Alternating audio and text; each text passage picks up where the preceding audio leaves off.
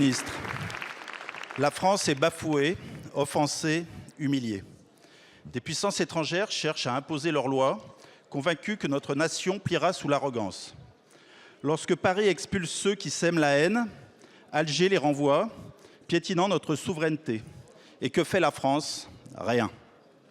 Des discours, des postures, mais aucune action. Rien. L'Algérie, État hostile, profite pourtant de privilèges insensés. Des centaines de milliers de visas accordés, des centaines de millions d'euros d'aide au développement et un accord de 1968 devenu un fardeau pour notre nation. Trop longtemps, notre pays a subi l'abandon, la faiblesse, la soumission.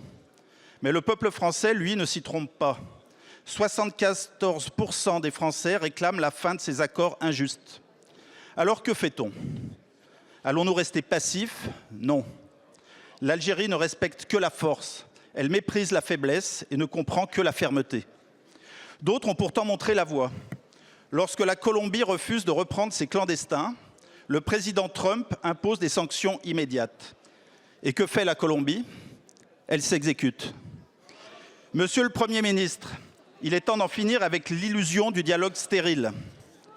La France doit imposer le respect, cesser ces accords d'un autre temps. Rétablissez notre souveraineté. La France doit retrouver sa grandeur.